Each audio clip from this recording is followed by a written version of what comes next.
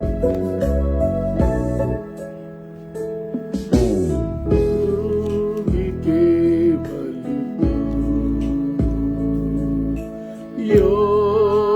केवल तू, योगी केवल तू ही प्रभु, मेरे प्रभु यीशु। मेरा सहारा है तू, मेरा सहारा है तू, मेरा सहारा है तू ही प्रभु, मेरे प्रभु यीशु। योगी केवल तू, योगी केवल तू, योगी केवल तू ही प्रभु, मेरे प्रभु यीशु। आदर और महिमा हो तेरी, आदर और महिमा हो तेरी, आदर और महिमा हो तेरी प्रभु, मेरे प्रभु यीशु। योग्य केवल तू, योग्य केवल तू, योग्य केवल तू, योग्य केवल तू ही प्रभु, मेरे प्रभु यीशु। मेरी चंगाई है तू, मेरी चंगाई है तू, मेरी चंगाई है तू ही प्रभु, मेरे प्रभु यीशु। योग्य केवल तू, thank you Lord, thank you Jesus. केवल तू, योग्य केवल तू ही प्रभु, मेरे प्रभु यीशु। हालेलुया जीसस, तेरा धन्यवाद हो यीशु, तेरा धन्यवाद हो प्रभु, तेरे नाम की महिमा हो स्वामी। तू चंगाई है, तू सहारा है, तू आनंद है हमारा, तू जीवन का चमत्कार है। हम तेरा धन्यवाद करते हैं यीशु राजा। We give you all the glory Lord, we give you all the glory and we give you all the glory Father. सारी महिमा तुझे देते हैं। हालेलुया जीसस, हालेलुया, तेरा धन्यवाद हो यीशु राजा। Thank you Jesus, amen, amen, amen, amen, amen, amen. Praise the Lord, Praise the Lord. It is wonderful to worship Lord. ये अद्भुत बात है कि हम परमेश्वर की आराधना करें, परमेश्वर के नाम को धन्य कहें, परमेश्वर के नाम की सामर्थ को, यीशु की सामर्थ को निहारें, अपने जीवन में निहारें। 40 दिन के विशेष सभाएं जब सब जगह चल रही हैं, दुनिया भर के चर्चेस के अंदर, जिनके पास फेसबुक पेजेस हैं, यूट्यूब पर हैं, किसी और अन्य माध्यम से, इन 40 दिन की सभाओं में लोग अपने आप को तैयार कर रहे हैं, तैयार करते हैं हर साल। परमेश्वर के वचन से जो आज मैं आपके साथ शेयर करूंगा, वो उसका जो टॉपिक है वो आपको सुनने में अजीब लगेगा। वो है मसीह चरित्र से संदेश, मैसेज फ्रॉम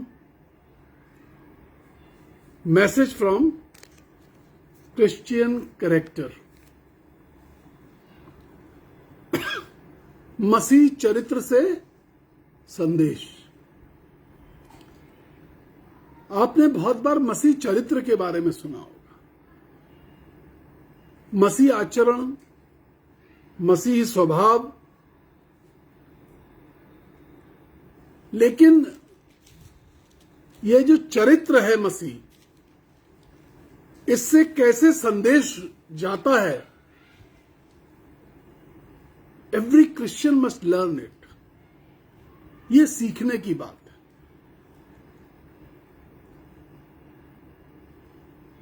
जब हम खुद को मसीह बताते हैं, इस दुनिया में किसी को हम ये बताते हैं, घोषणा करते हैं कि वी आर क्रिश्चियंस, हम मसीह हैं, तो सबसे पहले जिस चीज को वो देखते हैं, जो जानना चाहते हैं, जो परखना चाहते हैं, वो है हमारा चरित्र।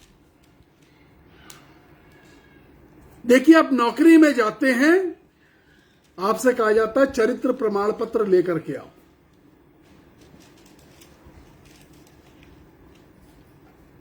आप स्कूल कॉलेज में एडमिशन कराने जाते हैं तो कहा जाता है चरित्र प्रमाण पत्र, कैरेक्टर सर्टिफिकेट लेकर आओ। आप जिस स्कूल को छोड़ते हैं, कॉलेज को छोड़ते हैं, यूनिवर्सिटी को छोड़ते हैं, किसी इंस्टीट्यूट को छोड़ते हैं, तो आप वहां से सिर्फ टीसी नहीं निकालते, ट्रांसफर सर्टिफिकेट नहीं निकालते, साथ में क्या जरूरी डॉक्यूमेंट होता है?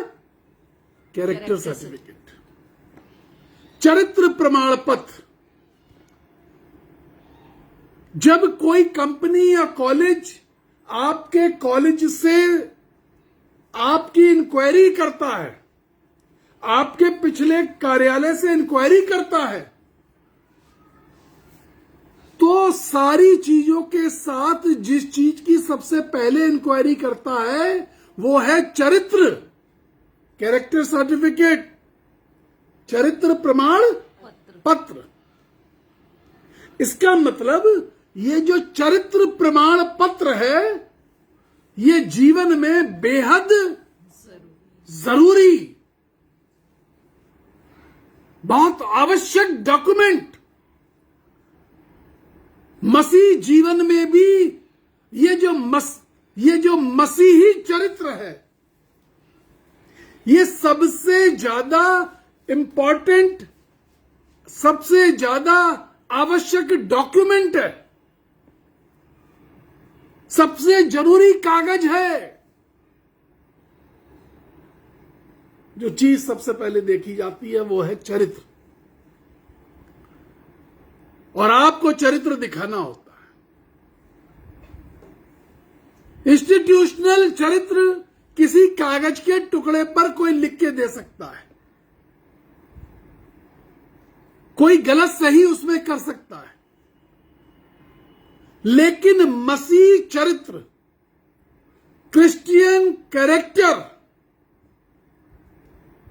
ये वो चीज है, ये ईश्वरीय चरित्र, ये वो चीज है जो हमारे जीवन में दिखाई देती है,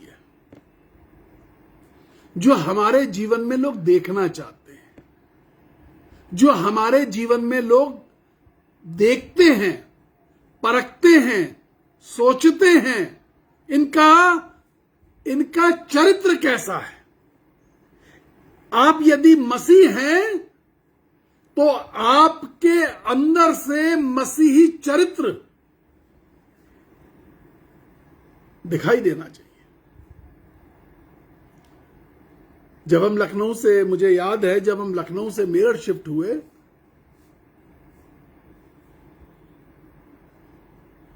हम एक घर किराए पर ढूंढ रहे थे, और जब हम उस घर में गए, हमने उनसे सारी बातचीत करी। उन्होंने हमसे हमारा नाम पूछा, हमने संजय गुप्ता बताया। उनको लगा कोई गुप्ता हैं, कोई हिंदू व्यक्ति है। हमने बताया कि हम क्रिश्चियन हैं। देखिए, हम यीशु के मानने वाले लोग, हम क्रिश्चियन हैं। थोड़ी देर वो सोचते रहे। अच्छे खासे तैयार हो चुके थे घर किराए पर देने के लिए। उन्होंने कहा हम आपको कल सोच के बताएंगे, हमें जरा चर्चा करनी पड़ेगी अपने अड़ोसी पड़ोसियों से भी। चर्चा करी, उन्होंने जो हमें टाइम बताया था, हम अगले दिन फिर पहुंच गए। उन्होंने हमसे जो बात करी उसको ध्यान से समझिए। उन्होंने हमसे कहा कि हम आपको घर 11 महीने के लिए किराए पर दे रहे हैं। एग्रीमेंट 11 महीने का रहेगा। हमें नहीं समझ में आया, हम 1 महीने में खाली करा लेंगे, लेकिन हम ये देखना चाहते हैं कि क्रिश्चियन लोग कैसे होते हैं। हमने कहा जी ठीक है, देख लीजिए। पहला महीना निकल गया, हम अगले महीने का किराया देने के लिए गए। हमने उनसे पूछा हम रह सकते हैं? उन्होंने कहा कि रहिए रहिए। धीमे धीमे क्रिसमस आ गया। वो लोग इंतजार कर रहे थे, हमारे यहां डीजे बजेगा, पार्टी शार्टी होगी, कुछ होगा। हम रात पे बैठ के गाना गा रहे थे, सुबह चर्च में बोलना था।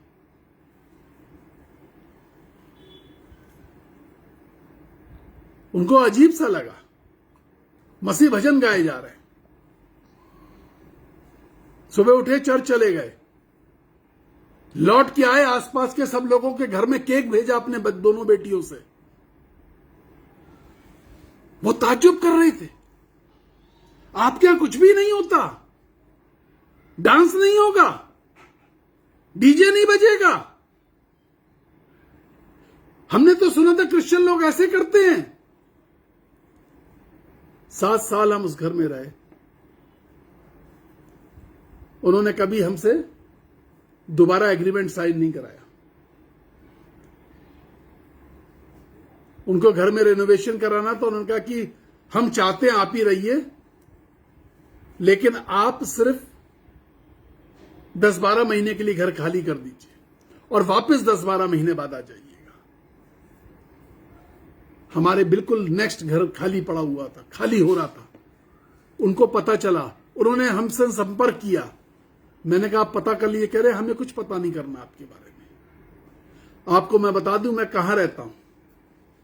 मैं आरएसएस के यूपी का हेडक्वार्टर, मेरे घर की पीछे की दीवार आरएसएस के यूपी के हेडक्वार्टर से जुड़ती है।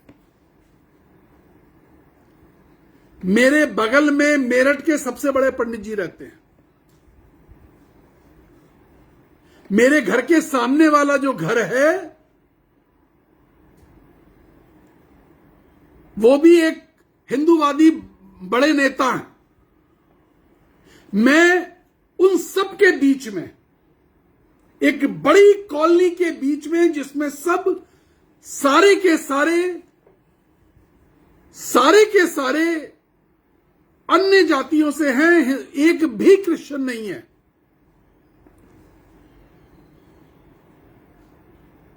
मैंने 13 साल कंप्लीट कर लिए वहां पर।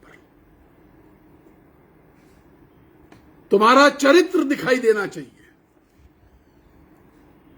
Without any misbehave, without any मिसचिफ, without any complaint, आप एक जगह 13 साल रहे और सारे लोगों से संबंध अच्छे हों, और जिसको प्रार्थना की जरूरत हो वो प्रार्थना कराने आपके घर पे आए, और गंभीर परिस्थितियों में प्रार्थना कराने आते हैं, और उन्हें मालूम है कि इस घर में प्रार्थना होती है, और वो दूसरों को बताते हैं कि प्रार्थना करवा लो, अपने बच्चों के लिए प्रार्थना करवाते हैं। भेजते अपने बच्चों को कि जाकर के अंकल से मिलो। जवानों को मसीह चरित्र, it should flow from your life. लोग तुम्हारे अंदर यीशु को देख रहे हैं। लोग तुम यीशु की चर्चा के कारण बनो। लोग तुम्हारे अंदर यीशु को ढूंढना चाहते हैं।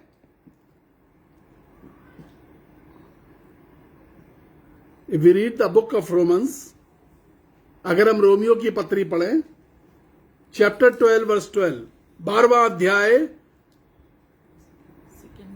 उसकी चैप्टर 12 वर्स 2, उसकी दूसरी आयत, चैप्टर 12 वर्स 2, रोमियो की पत्री 12वां अध्याय दूसरी आयत। जी हां। और इस संसार के सदृश न बनो, परंतु तुम्हारी बुद्धि के नए हो जाने से, इस संसार की तरह मत बनो। इस संसार की तरह मत बनो, तुम्हारी बुद्धि के, हां, नए हो जाने से, बुद्धि का नया होना। चरित्र में एक सबसे जरूरी बात, कुछ जरूरी बातें आज मैं बताऊंगा, आप इसको नोट करिए। चरित्र के लिए, मसीह चरित्र के लिए जो जरूरी बातें हैं, उसमें जरूरी बात यह है कि तुम्हारी बुद्धि नहीं हो जाए। पुरानी बुद्धि से सोचते हो, पुरानी बुद्धि का इस्तेमाल करते हो, बुद्धि नहीं हो जाए। और बाइबल कहती है बुद्धि की घटी हो। जब बाइबल यह कहती है कि बुद्धि की घटी हो, याकूब की पत्री में कहती है, क्या कहती है? यदि तेरे अंदर बुद्धि की घटी हो तो मुझसे मांग, मुझसे मांग, मैं तुझे बिना उलाहना दिए दे दूंगा। मैं ये नहीं कहूंगा बेवकूफ, मैं ये नहीं कहूंगा ढीठ कहीं के, मैं कोई लान तान नहीं करूंगा। तुमने बुद्धि मांगी, मैं तुम्हें बुद्धि दे दूंगा। तुम्हारे बुद्धि के नए हो जाने के कारण बुद्धि मांगी या नहीं मांगी, बुद्धि मांगी या नहीं मांगी। मैं आज भी रोज ये प्रार्थना अपने लिए करता हूं, प्रभु मैं बेवकूफ हूं, प्रभु मैं बेवकूफ हूं, मैं गधा हूं, मुझे बुद्धि चाहिए, मुझे बुद्धि दे दे, थोड़ी सी बुद्धि दे दे, आज का दिन निकल जाए इतनी बुद्धि दे दे। मैं बेवकूफ हूं, आई एम एन इडियट, आज के दिन के लिए बुद्धि दे दे, कल सुबह फिर मांगूंगा। और जब मौका मिलता तब बुद्धि मांगता हूं। तुम्हारी बुद्धि के नए हो जाने के रिस्पॉन्स करिए, नए हो जाने के से तुम्हारा चाल चलन भी बदलता जाए, तुम्हारा चाल चलन भी बदलता जाए। तुमने बुद्धि नहीं मांगी है, तुमने बुद्धि नहीं मांगी है। चाल चलन का बदलना बुद्धि से जुड़ा हुआ है। जिन्होंने पुराना भाप वाला इंजन देखा होगा, स्टीम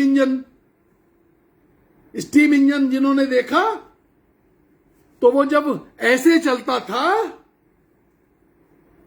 यह है बुद्धि और पहिया है चाल चलन। बुद्धि नहीं होगी तो चाल चलन भी बदलता, बुद्धि नहीं हुई, चाल चलन बिगड़ा क्यों? चाल चलन बिगड़ा क्यों? क्योंकि बुद्धि पुरानी थी, क्योंकि बुद्धि आज नहीं मांगी थी। जो रोज बुद्धि मांगते हैं वो चाल चलन को काबू में रखने की कोशिश करते हैं। तुम्हारी बुद्धि के नए हो जाने से तुम्हारा चाल चलन भी बदलता चला जाए। हाँ, जिससे तुम परमेश्वर तुम ये मत कहना आज हमने तौबा कर ली इसलिए आज अब हमारा चाल चलन हमेशा के लिए बदल गया। हमेशा के लिए नहीं बदलता, हमेशा के लिए नहीं बदलता। बुद्धि रोज मांगोगे, चाल चलन तब बदलता है। हाँ, चाल चलन बदलता है जिससे परमेश्वर की भली और भांति और जिससे तुम परमेश्वर की भली और भावती और सिद्ध इच्छा को अनुभव से बुद्धि जब आती है ना, जब रोज बुद्धि आती है तो ईश्वरीय अनुभव आता है। जब आप परमेश्वर से रोज बुद्धि मांगते हैं, तजुर्बे मत बताना, हमारा तजुर्बा जब आप परमेश्वर से रोज बुद्धि मांगते हैं तब तुम्हारा चाल चलन बदलता है, तब चाल चलन बदलता है और बदलता जाएगा। हाँ, और तुम जिससे तुम परमेश्वर की भली और भली और भावती और सिद्ध इच्छा को अनुभव से मालूम करते रहो। परमेश्वर की मर्जी क्यों नहीं पता चल रही? परमेश्वर की मर्जी क्यों नहीं पता चल रही? What is the will of God in my life? ये परमेश्वर की मर्जी क्यों नहीं पता चल रही? क्योंकि बुद्धि नहीं मांगी जा रही। चरित्र का निर्माण परमेश्वर की मर्जी से होता है। एक जवान लड़के ने मुझसे पूछा कि चरित्र का निर्माण कौन करता है? ऑफ कोर्स परमेश्वर करता है। आप अपने चरित्र का निर्माण बिल्कुल नहीं कर सकते जब तक परमेश्वर से आप मदद नहीं मांगेंगे। आप चरित्र का निर्माण नहीं कर सकते। आप आज बुद्धि मांगिए, वो आपको आज बताएगा कि आज तुमको ये वाला करेक्शन करना है। आप कल सुबह फिर बुद्धि मांगिए, फिर वो एक करेक्शन बताएगा, अब ये वाला करेक्शन करना है। कल दोपहर में दोबारा बुद्धि मांग के देखना, तजुर्बा करना, इन 40 दिन की प्रार्थनाओं में तजुर्बा करना। इस पोस्ट कोरोना लैंडस्केप में अगर तुम कोरोना में जिंदा बच गए हो, तुम मरे नहीं, तुमने हानि नहीं उठाई, तो तुम इसलिए बचे हो कि तुम बुद्धि की मांग करो परमेश्वर से। परमेश्वर ने तुमको मौका यह दिया है, करेक्शन करो अपने अंदर, डिटाई नहीं, and more correction he needs. और वो बहुत ज्यादा करेक्शन चाहता है तुम्हारे जीवन से अभी। और तुम सिद्ध इच्छा को मालूम करो कि परमेश्वर की सिद्ध इच्छा क्या है। ये मत कहना, ये मत बोलना, दिल में तो है, करना तो चाहिए, लेकिन मन मान नहीं रहा है। ये मत बताना मुझे, करना तो चाहिए लेकिन पता नहीं क्यों दिल मानता ही नहीं, हमसे हो ही नहीं पाएगा। Don't make the excuses. बिल्कुल किसी प्रकार का बहाना परमेश्वर ने कोरोना के बाद, हम कोरोना के मध्य में चल रहे हैं, यह मत सोचो चला गया, हम कोरोना के मध्य में चल रहे हैं। परमेश्वर ने तुमको मौका इसलिए दिया है कि तुम बुद्धि मांगो, चाल चलन को सही करो, सिद्ध इच्छा को जानने की कोशिश करो कि क्या इच्छा है उसकी। उसकी क्या मर्जी है। कहां करेक्शन बाकी है, कहां पर करेक्शन अभी भी बाकी है। वो कौन सा करेक्शन है जो अभी भी हमारी जिंदगी में नहीं हुआ। वो कौन सा सुधार है जो अभी भी बाकी है। वो क्या चीज है जिस पे हम आज भी ढीठ है। जी आगे बढ़िए जरा से इसको। भली भांति सी दीक्षा को अनुभव से मालूम करते रहो, क्योंकि मैं उस अनुग्रह के कारण क्योंकि मैं उस अनुग्रह के कारण जो मुझको मिला है, जो मुझको मिला है, तुम में से हर एक से कहता हूँ हाँ, कि जैसा समझना चाहिए कि जैसा समझना चाहिए उससे बढ़कर कोई भी अपने आप को ना समझे। अपने आप को बढ़कर मत समझो, उतना ही समझो जितना तुम्हें परमेश्वर ने बनाया। हर एक को परिणाम के अनुसार विश्वास दिया। जितना तुम्हें बनाया गया है, इस बात की जानकारी तुम्हें मालूम होनी चाहिए कि तुम इतने बनाए गए हो। उससे ज्यादा तुम नहीं हो। उससे ओवर शो करने की कोशिश मत करो।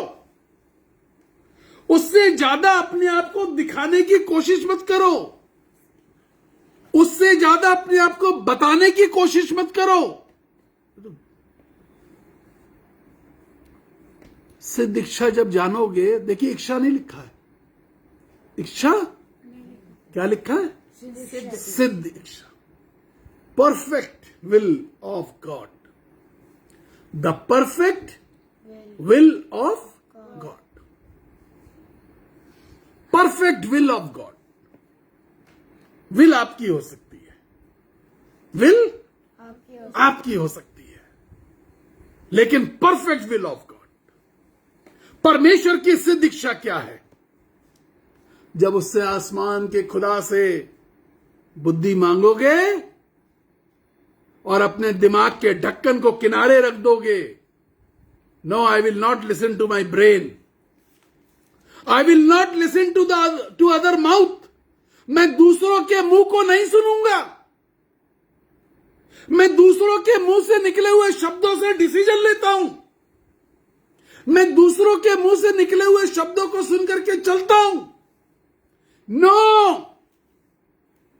आई will try to find out the perfect will of God. परमेश्वर की सही मर्जी क्या है, सिद्ध इच्छा क्या है।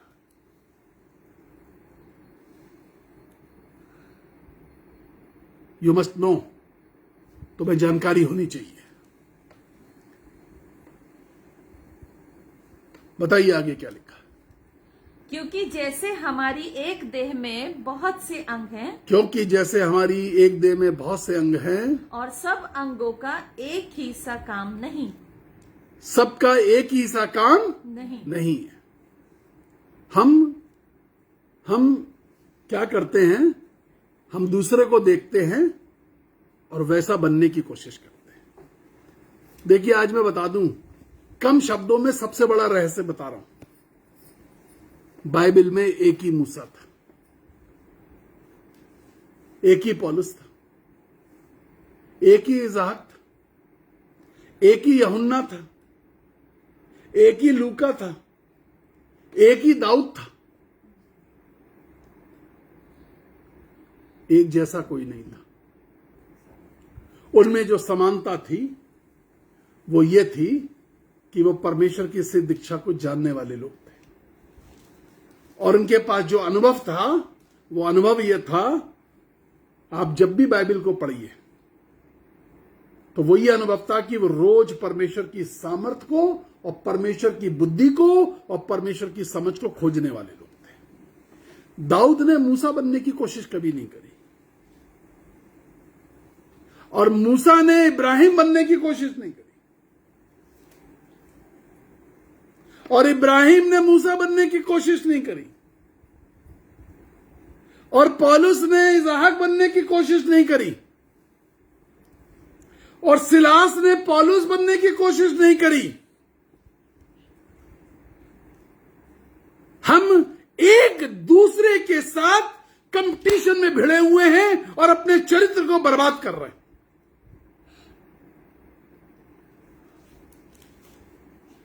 आप बंदरों के झुंड को देखिए, एक बंदर खुजली करता है, एक बंदर। आप बंदर के झुंड को नोटिस करिएगा, एक बंदर खुजली करता है, बाकी सारे बंदरों को खुजली नहीं हो रही होती है, लेकिन सारे के सारे खुजलाने लगते हैं बैठ करके। आप सड़क पे नोट करिए, एक कुत्ता आपकी स्कूटर, मोटरसाइकिल, कार के पीछे भागता, बाकी जो 15 कुत्ते और खड़े होते हैं, उन्हें नहीं मालूम कौन है, किसके पीछे क्यों भाग रहा है, क्यों भौंक रहा है, लेकिन सब भागने लगते हैं क्योंकि एक भागा है, क्योंकि एक भागा है। हम अपनी जिंदगी बंदर और कुत्ते की तरह जी रहे हैं। हम अपनी जिंदगी मसीह की तरह नहीं जी रहे। हम अपनी जिंदगी को बंदर और कुत्तों की तरह जीना चाह रहे हैं। परमेश्वर की सिद्ध इच्छा को मालूम करना। दाऊद ने अपने लिए परमेश्वर की सिद्ध इच्छा को जाना।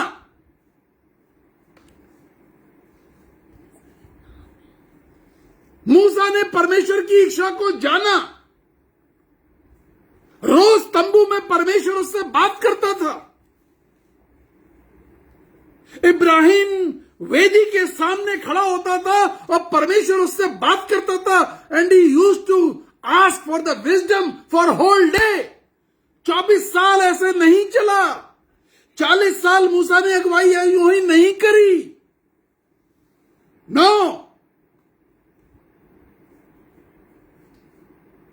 तुम्हारी जिंदगी से यह चरित्र बहना चाहिए। तुम्हारी जिंदगी से यीशु चलता हुआ दिखाई देना चाहिए। तुम्हारी जिंदगी में मसीह की ललकार, मसीह की आवाज, मसीह का प्लान, मसीह की गूंज, मसीह का अपनत्व, मसीह की प्रेम, उसकी सोच दिखाई देनी चाहिए।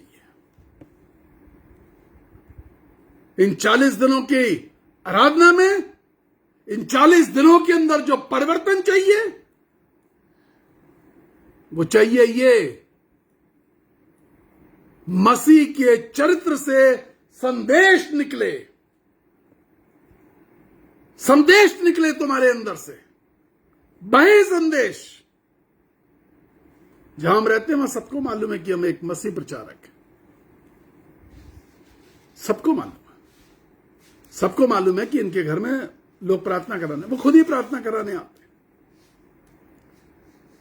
हम ऐसे गढ़ के अंदर रहते हैं और आज तक हम ऐसी ही जगहों पर रहते आए हैं और सबसे अच्छे संबंध है। बात खनक के साथ, अधिकार के साथ अपनी रखते जरूर है। यह चरित्र जब बहता है तो दुष्टात्माएं कांपती हैं, जिन और जिन्नात भय मानते हैं, जादू टोने की शक्तियां टूटने लगती हैं जब यह चरित्र बहता है। यह चरित्र हमारे अंदर से दिखाई देना चाहिए। If we read the book of Acts, प्रेरितों के काम 26वां अध्याय, उसकी 20वीं और 21वीं आयत। जी देखिए, एक व्यक्ति के बारे में मैं आपको बता रहा हूं। परंतु पहले दमिश्क, पौलुस साहब कह रही है, परंतु पहले दमिश्क, हाँ, के फिर यरूशलेम के रहने वालों को तब यहूदिया के सारे देश में अन्य जातियों को हाँ समझाता रहा कि मन फिराओ और परमेश्वर बस रुक जाइए। पहले कहां पर? दमिश्क। पहले वो जगह जहां मैं रहता हूं। चरित्र बहाने के लिए दूसरे लोगों को मत बताओ। अभी पौलुस को यीशु मसीह कहां मिला? दमिश्क की राह पर। पौलुस कहां थे? दमिश्क में। दमिश्क की राह पर यीशु ने पौलुस से बातचीत करी। पहले अपने घर पे अपना चरित्र दिखाओ। तुम्हारे घर में तुम्हारे चरित्र की गवाही, तुम्हारे घर के अंदर तुम्हारी मसीहत बहना, जहां तुम रहते हो, जहां तुम हो, जो लोग तुम्हारे इर्द गिर्द हैं, जो तुम्हारे पड़ोसी हैं, जो तुम्हारे साथ हैं, परंतु पहले दमिश्क के फिर यरूशलेम के रहने वालों, पहले दमिश्क फिर यरूशलेम फिर यहूदिया, फिर दूसरी जगह बताओ कि हम मसीह हैं। मसीह का स्वभाव, मसीह का चरित्र, तुम्हारी जिंदगी में से संदेश कह के मत बताओ कि हमारा यीशु मसीह ऐसा है। सिर्फ प्रीच मत करो। तुम्हारे देखिए आगे क्या लिखा है, रहने वालों तब यहूदिया के सारे देश और अन्य जातियां जो यीशु को नहीं जानते थे, अन्य जातियों को क्या करता रहा? मन फिराओ। अन्य जातियों को समझाता रहा। अन्य जातियों को समझाता रहा कि मन फिराओ और परमेश्वर की बात ध्यान से समझिए। आज 2-3 चीजें बहुत अजीब सी बताने जा रहा हूं, बात ध्यान से समझिए कि मन फिराओ।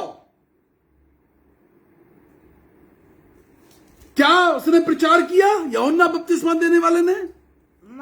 मन फिराओ, क्योंकि परमेश्वर का राज्य निकट आया है। भीड़ होली पीछे, भीड़ होली पीछे। पौलुस ने देखा जो भीड़ हुई पीछे, जो भीड़ पीछे हुई उनमें तो बड़ी गड़बड़ियां थी। पीछे तो होली है, पीछे तो होली है। श्याम जी शैमुएल बन गए, श्याम जी शैमुएल बन गए, नाम अंग्रेजी कर लिया, लेकिन गड़बड़ियां बहुत थी। तो पौलुस ने क्या कहा, इसको ध्यान से समझिए। मन फिराओ और परमेश्वर की ओर फिर कर, मन फिराओ और परमेश्वर की ओर फिर कर, मन फिराओ और परमेश्वर की ओर फिर कर 2-2 बार लिखा है, 2-2 बार लिखा है। सिर्फ पश्चाताप नहीं करना है, सिर्फ पश्चाताप नहीं करना है, परमेश्वर की ओर चलना है।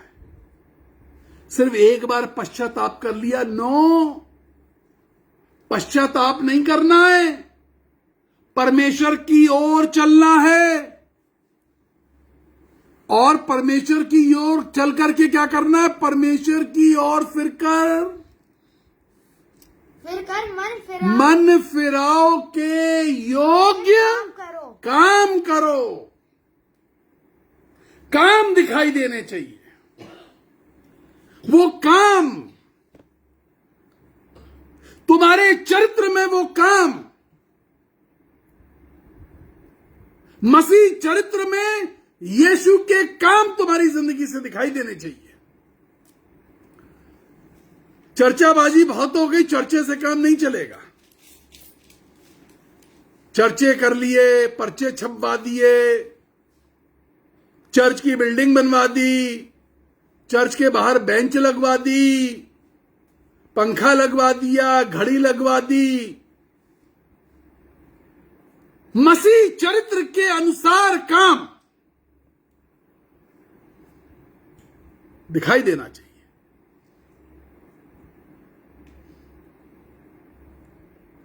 यदि आप बेथेस्दा प्रेयर सेंटर जाएं कोयम्बटूर में कभी, जीसस कॉल्स मिनिस्ट्रीज का बेथेस्दा प्रेयर सेंटर,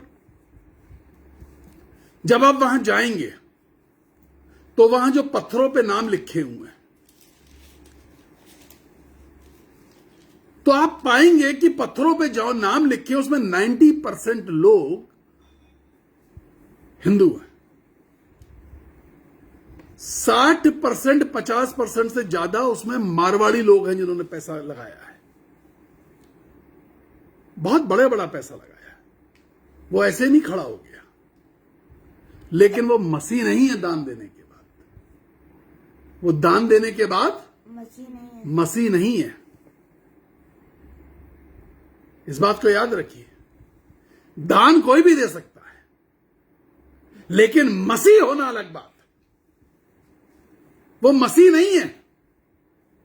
करोड़ों का खर्चा है वो जो प्रेयर सेंटर बना है बेथसदा, करोड़ों का खर्चा, शायद अरबों में, लेकिन वो मसीह नहीं है। वो दान करता है। वो हिंदू लोग हैं, वो दूसरी जातियों के लोग हैं, वो दूसरे धर्म के लोग हैं।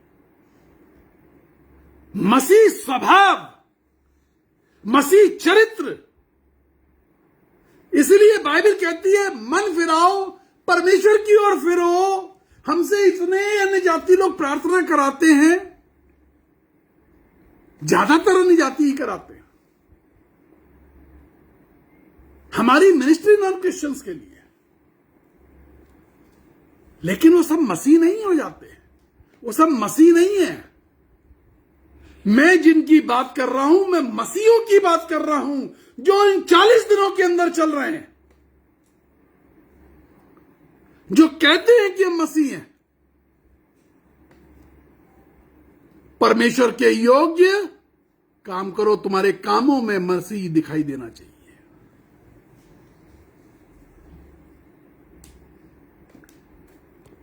हाँ, इन बातों के कारण, देखिए, इन बातों के कारण जब मैं ऐसी बात बताता हूं, पौलुस साहब क्या कहते हैं? 21वीं आयत आप पढ़िए जरा जोर से। 21वीं आयत। हाँ, इन बातों के कारण, इन बातों के कारण इन बातों के कारण यहूदी मुझे मंदिर में पकड़ के यहूदी मुझे मंदिर में पकड़ कर यहूदी कहां है? यरूशलेम में है। कहां है यहूदी? यरूशलेम में, जहां यीशु, बाइबल लोग लिखते हैं Jerusalem, the city of God, the country of God, where Jesus walked. Tour operators क्या लिखते हैं? वो देश जहां हमारा यीशु मसीह चला फिरा। यहूदी लोग मंदिर में, हाँ, पकड़कर मार डालने की, कहां पर? मंदिर। यरूशलेम के मंदिर में। देखिए, ये है हमारा आचरण। मैंने सुना गुंडे से भिनभिना के रह गए, दांत पीसने लगे। बाइबल बताती है वो दांत पीसने लगे, वो रसियाने लगे, वो खिसियाने लगे, और मंदिर के कंगूरे पे ले जाके, जो पहाड़ पे बसा था, वहां से यीशु को फेंक करके मार देना चाहते थे, लेकिन यीशु मसीह बच निकले। मंदिर में, यहूदी लोग मंदिर में पकड़कर मार डालने का यत्न करते थे। पौलुस को, यीशु मसीह को भी मारने की यत्न करते थे। आप सही बात बताइए, लोग आपके विरोध में खड़े हो जाएंगे, पीछे खड़े हो जाएंगे, सख्त बोलते हैं, कड़वा बोलते हैं, गंदा बोलते हैं। आप उन्हें सच्चाई दिखा रहे हैं, आप उन्हें सच्चाई नहीं सुनना चाहते। हम नहीं चाहते कि हमारे शरीर पर रगड़ हो जाए, खरोच लग जाए। हम नहीं चाहते। हमें चाहिए ऐसे प्रीचर जो हमें प्यार से हर वक्त पुचकारते रहें, अच्छी अच्छी बातें करते रहें, गलत रास्ते पे चलते रहो, लेकिन हम पुचकारेंगे। पौलुस मंदिर में खड़े होकर जब ये बातें बता रहा था, तो कहने लगे, एक आध बार नहीं हुआ, कई बार उन्होंने यरूशलेम के मंदिर में उसे मारने की कोशिश करी कि उसे पकड़ लें और यत्न करके मार दें। साजिशें रची जाती थी, कोशिशें करी जाती थी। जब हम नक्सलाइट एरिया के अंदर प्रीच करने जाते थे, कभी किसी नक्सलाइट ने हमारे ऊपर हमला नहीं किया। हमें हमला हमारे ही लोगों ने किया। नेपाल में हमला हुआ तो वो हिंदू कंट्री, हिंदू राष्ट्र घोषित था। हम उनकी अनुमति के बिना वहां प्रीच कर रहे थे और अनुमति मिलती नहीं थी। लेकिन हमले हमेशा हमेशा, पौलुस क्या कहता है, बाहर संकट था, भीतर क्लेश। हमले हमेशा घर वाले करेंगे, बदनाम हमेशा घर वाले करेंगे, और यही होता आया है और यही यीशु के साथ हो रहा था। बाहर के लोग दुश्मन नहीं थे। दुश्मन कौन था? जो मंदिर के अंदर बैठे हुए लोग थे उस जमाने में, जहां यीशु मसीह ने यशाया नबी की पुस्तक खोली थी। वो लोग दुश्मन थे। मंदिर में बैठे हुए लोगों, मंदिर में आराधना करने वाले लोगों, मसीह मंदिर में आराधना करने वाले लोगों, गिरजाघरों में, चर्चेस में आराधना करने वाले लोगों, चरित्र से संदेश क्या निकल रहा है? मसीह चरित्र का संदेश क्या निकल रहा है?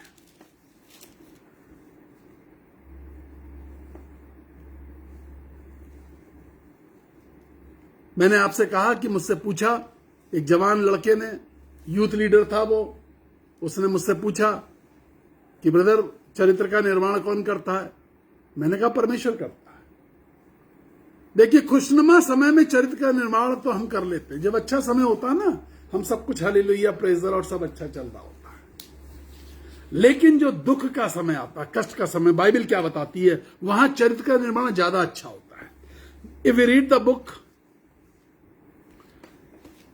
रोमन चैप्टर 5 वर्स 3, 4, 5, रोमियो की पत्री 5वां अध्याय 3, 4 और 5वीं आयत। हाँ, केवल यही नहीं वरन हम क्लेशों में भी घमंड करें।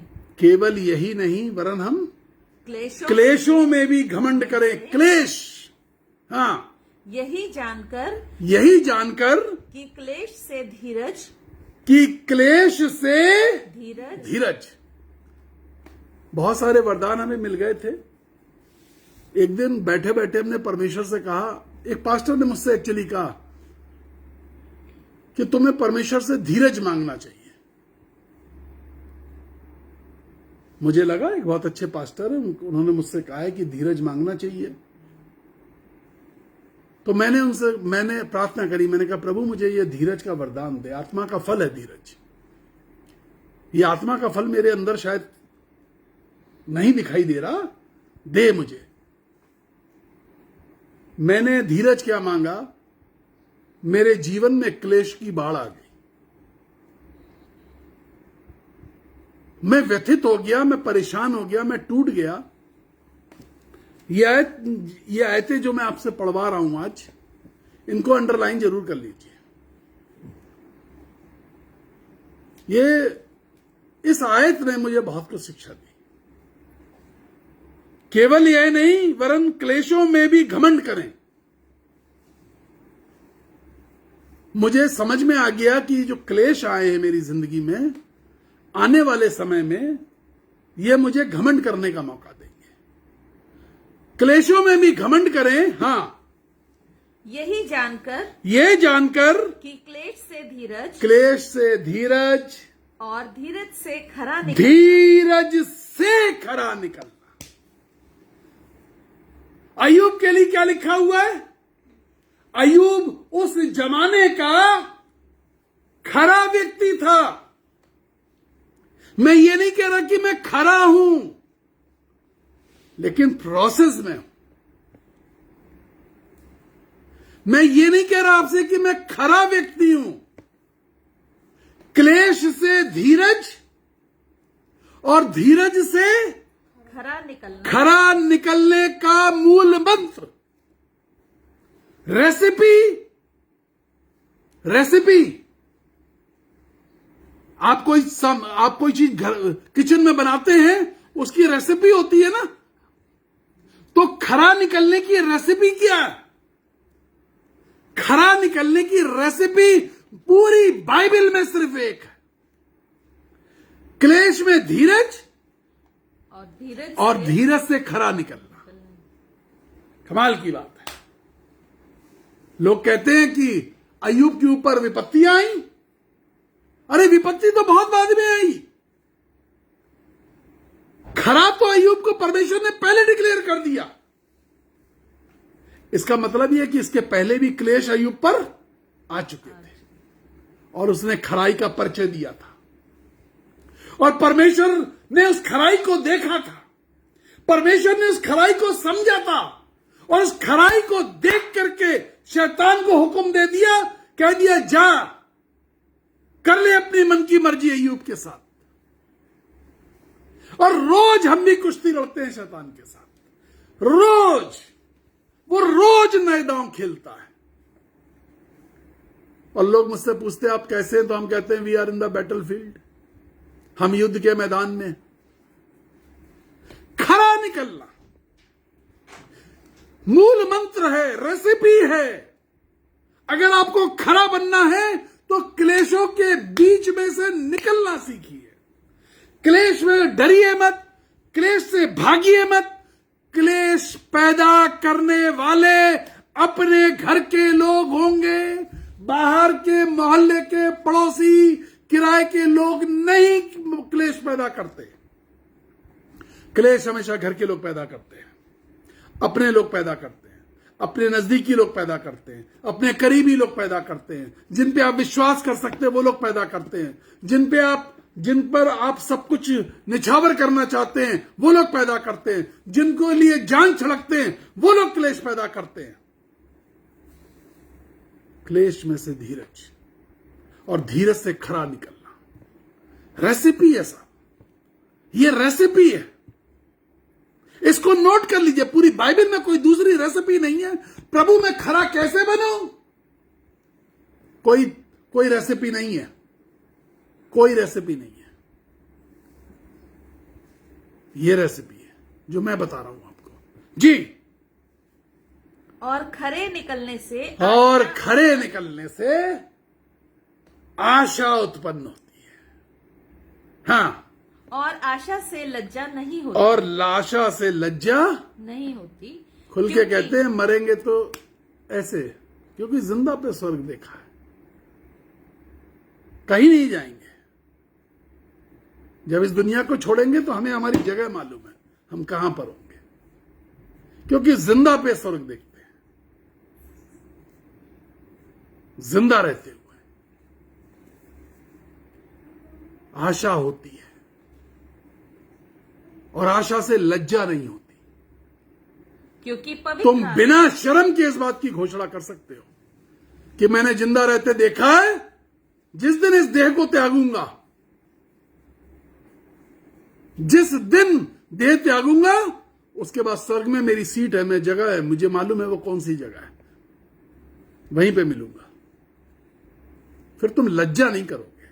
हाँ, और आशा से लज्जा नहीं होती। हाँ। क्योंकि पवित्र आत्मा जो हमें दिया गया है, क्योंकि जो पवित्र आत्मा हमें दिया गया है, उसके द्वारा importance of Holi spirit in your life, this is the importance of Holi spirit in your life. तुम्हारे जीवन में पवित्र आत्मा की जरूरत यहां शुरू होती है कि जो पवित्र आत्मा तुम्हें दिया गया है उसके द्वारा परमेश्वर का प्रेम हमारे ऊपर मन में डाला गया है। इंग्लिश की बाइबल में ये लास्ट वर्स पढ़ दीजिए, Romans chapter 5 verse 5। Romans chapter 5 verse 5 जी। इंग्लिश की बाइबल में लिखा है the love has been poured, उड़ेला गया है। किसी चीज में कोई चीज डालना और उड़ेला जाना। हाँ, And this hope will not lead to disappointment. And this hope, Will not lead to disappointment. हाँ आगे, For we know how dearly God loves us. For we know how dearly God loves us, because He has given us the Holy Spirit हाँ, to fill our hearts with His love. ये NIV है, NLT. NIV पढ़िए।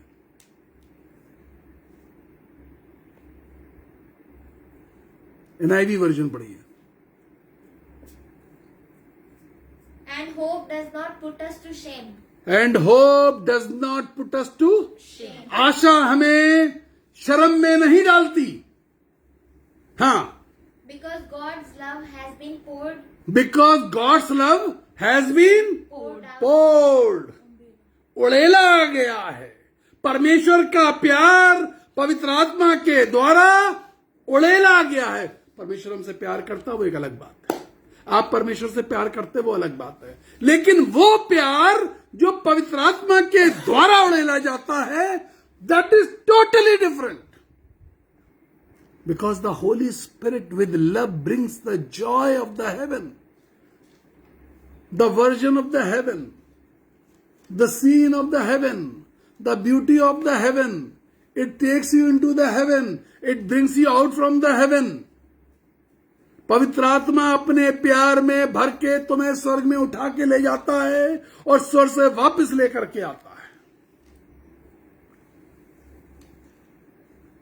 Last, आज के message की last है, एक अद्भुत चरित्र का आदमी मैं बताने जा रहा हूं। आपने पढ़ा होगा, पता नहीं इस ढंग से समझा या नहीं समझा, और आपको याद भी है या नहीं याद है, मैं आपको याद दिला देता हूं। एक अद्भुत चरित्र का आदमी, 2 लाइनों में इस आदमी के बारे में लिखा हुआ है, बल्कि दो लाइनों में, 2 लाइनों में सब कुछ, इस आदमी की पूरी कहानी 2 लाइनों के अंदर है।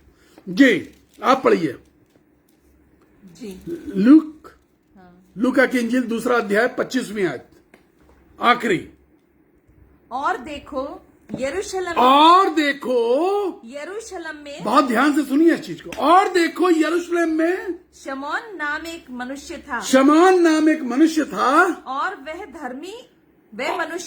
और वह मनुष्य धर्मी और भक्त था। इसकी गुण क्या थे? धर्मी था और भक्त था। हाँ, और इजराइल की शांति की बाट जो रहा था। देखिए इसके अंदर गुण क्या था।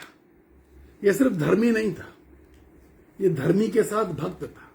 धर्मी होना अलग चीज है, और परमेश्वर की भक्ति करना, नहीं तो खाली धर्मी से काम चल सकता था, है ना। धर्मी था और भक्त था, और चूंकि भक्त था इसलिए एक काम करता था, अपने परिवार की भलाई के लिए बात नहीं करता था। इजराइल में, हाँ पढ़िए, इजराइल की शांति की बाट जो रहा, इजराइल की शांति की बाट जो इंतजार रहा कर रहा था, और क्योंकि धर्मी था, क्योंकि भक्त था, इसलिए इजराइल पूरे देश में शांति हो। हम मैसेज डालते हैं यूक्रेन और रूस के लिए, लोगों ने हमें इतने भद्दे भद्दे मैसेज लिखे कि आपको क्या लेना देना, आपको क्या मतलब।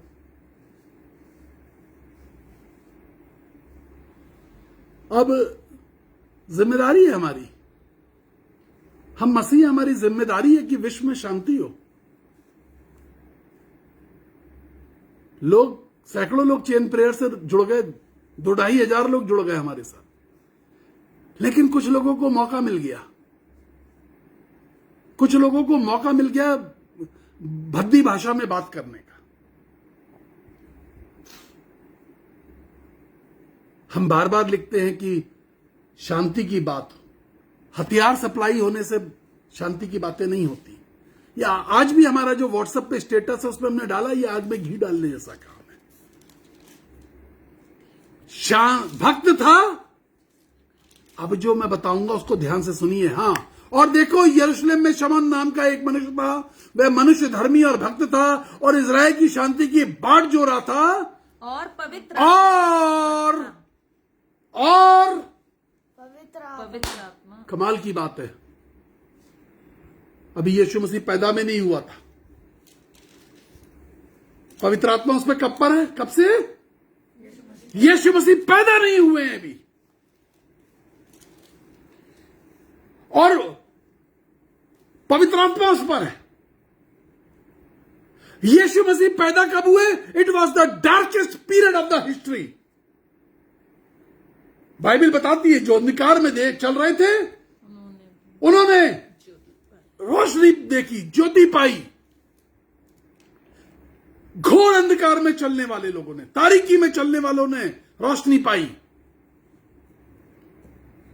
अभी यीशु मसीह पैदा नहीं हुए थे, लेकिन इस बंदे के पास, इस भक्त के पास पवित्र आत्मा था। बाकियों को पवित्र आत्मा कब मिला? यीशु मसीह को पवित्र आत्मा कब उतरा? जब वो बपतिस्मा लेकर के बाहर आए। उम्र 30 साल, उम्र 30 साल। यीशु मसीह बपतिस्मा लेके बाहर आ रहे हैं और पवित्र आत्मा उतर रहा है।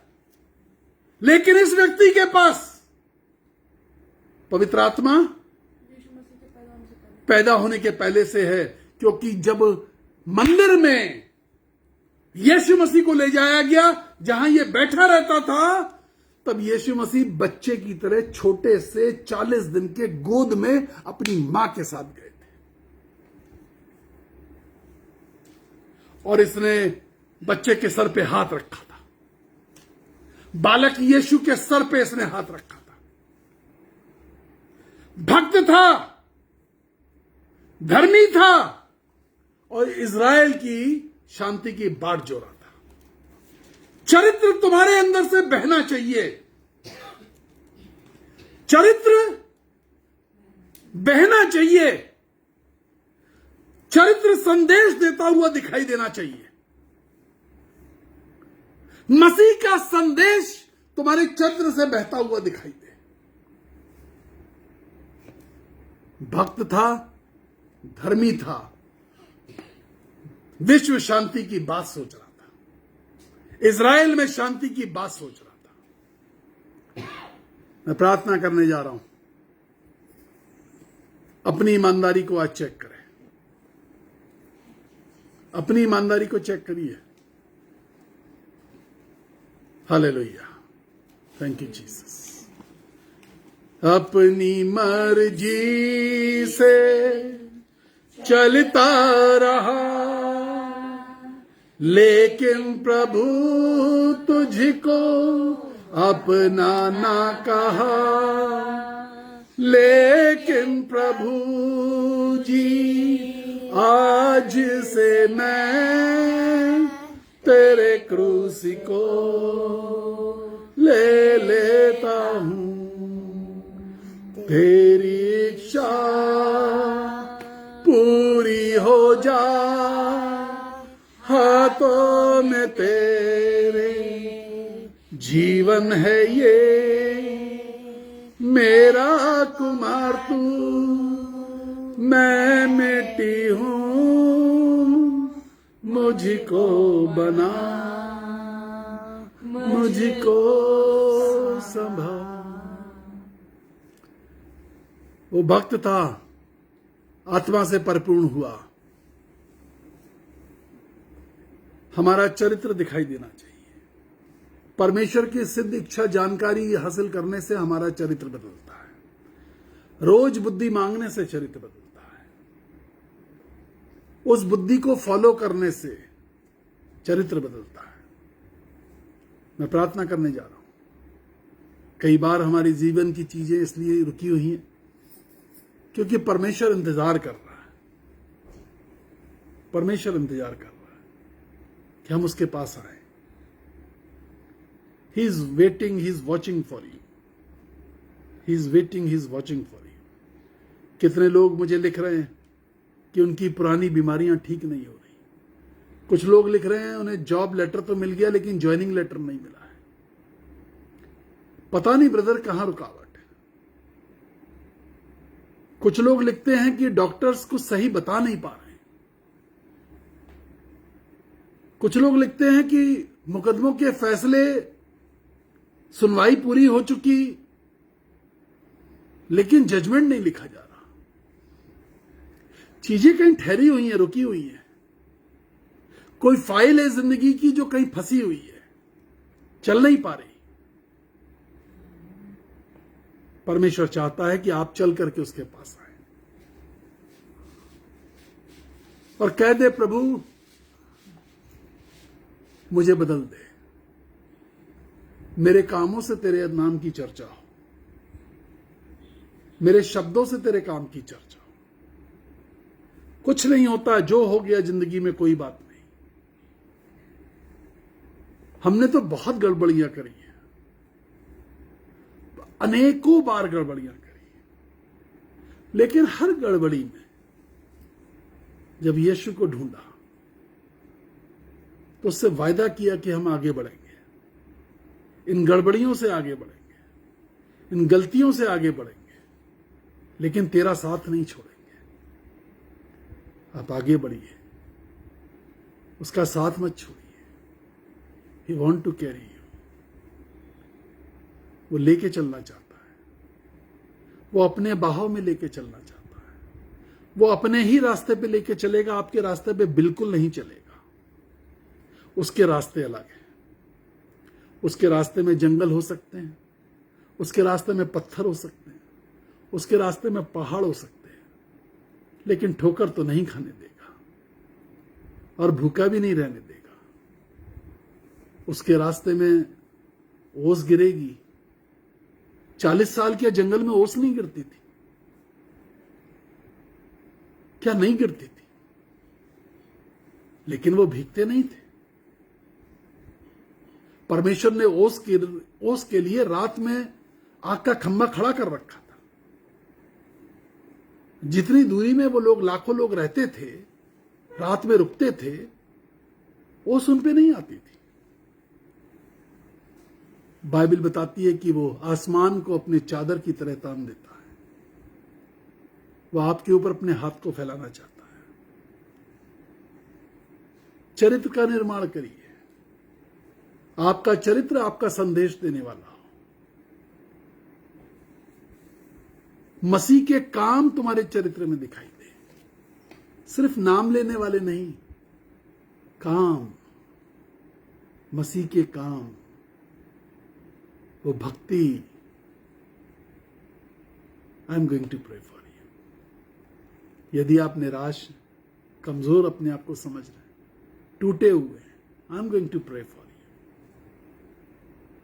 सिर्फ बाइबल क्या कहती है, आज आपने सुना, सिर्फ मन फिराओ नहीं, मन फिराओ के योग्य फल लेकर के आओ, तुम्हारे काम आओ। Thank you Jesus. प्रभु जी सामर्थ्य परमेश्वर, तो से विनती करते हैं, दया कीजिए यीशु, अनुग्रह करिए। फर्स्ट थिंग फर्स्ट लॉर्ड, पहली चीजें पहले हो जाए। मन फिराएं लोग। यदि आप मन फिराना चाहते हैं, अपना दाहिना हाथ अपने दिल पे रखिए और कहिए, प्रभु मुझे माफ कर दे, मेरे गुनाहों से, हर पाप से, हर छोटी बड़ी बात से मुझे माफ कर दे। हर वो बात जो तेरे विरुद्ध है उससे माफ कर दे। हम नहीं करेंगे रिपीट, हम नहीं करेंगे। नो आई विल नॉट, हम नहीं करेंगे। हम तेरे मार्ग पर चलने वाले हैं, हम तेरे मार्ग पर चलेंगे। मेरा हाथ थाम ले प्रभु, मेरा हाथ थाम ले। प्रभु जी आशीष दीजिए जिनके मुकदमों में रुके हुए हैं पिता परमेश्वर, जिनका पैसा फंसा हुआ है, कहीं मिल नहीं रहा, डॉक्टर सही जवाब नहीं दे पा रहे हैं, वो सारे पेशेंट्स प्रभु चंगे होके घर वापस आ जाए। जिनके मुकदमे प्रभु जी, वो उन्हें खुशखबरियां मिले अपने फैसलों में और फैसले आ जाए उनके हक में। जिनके पैसे फंसे हैं, कोई व्यापार फंसा है, कहीं काम फंसा है, नौकरी का पैसा फंसा है, प्रभु वो वापस आ जाए, कर्जा उतर सके यीशु राजा। जो लोग पिता परमेश्वर दिल में चोट खाए हैं, मन में चोट खाए हैं, प्रभु आप उनको चंगा कर दीजिए, आशीष दे। तमाम बीमारियों को यीशु के नाम में नेस्तनाबूद कर दे। अंधकार की शक्तियों को यीशु के नाम में फटकारता हूं। परिवारों को छोड़ दो, मैं कहता हूं यीशु के नाम में। प्रभु आशीष दीजिए, जिनकी नौकरियों के चक्कर फंसे हुए हैं, प्रभु उनकी नौकरियों के लिए हम प्रार्थना करते हैं, जल्द से जल्द वो जॉब पर चले जाए, जल्द से जल्द ज्वाइनिंग हो जाए। आशीष दे यीशु, आशीष दे यीशु के नाम में, आमीन। God bless you. 9411958464 और 9997730585 ये हमारे नंबर हैं। Pranata Ranidas will definitely pray for your salary. आपको पहले काफी पैसा जो रुका हुआ था मिला, ये भी मिल जाएगा। गॉड ब्लेस यू, परमेश्वर आपको आशीष दे। हमारा ये मैसेज कल सुबह जरूर YouTube पर आ जाएगा और आप इसको लाइक करें, लोगों को जरूर बताएं, सब्सक्राइब करें हमारे चैनल को। BRO Sanjay Gupta icon button है जो घंटी बन के आती है, उसको दबा दीजिए ताकि जो नए मैसेज है वो आपको मिले, और आप लोगों के साथ शेयर करें उन मैसेजेस को। आप अपने प्रार्थना निवेदन जरूर हमें लिखें और इन 40 दिनों में बहुत प्रार्थना करें। आप उपवास नहीं कर पा रहे, कोई बात नहीं, लेकिन प्रार्थना बहुत करिए। दिन में 7 बार करिए, टाइम फिक्स्ड प्रार्थना करिए, रिमाइंडर लगाइए, अलार्म लगाइए और प्रार्थना करिए। जीवन को बदलिए, जीवन का बदलना जरूरी है। हम मसीह एक अजीब दौर से गुजर रहे हैं और हमारे पास यीशु मसीह है और हम बिना स्वर्ग के दर्शन के मर गए, ये शरीर छोड़ दिया, तो हमसे ज्यादा निकम्मा कोई नहीं हो सकता। प्रार्थना करिए कि प्रभु हमें स्वर्गीय दर्शन दे। God bless you, we love you. हम बहुत प्यार करते हैं। आप कभी भी हमें कॉल करिए, यदि कॉल नहीं उठ पाता तो हम बिजी हैं, आप मैसेज डालिए। Praise the Lord, hallelujah.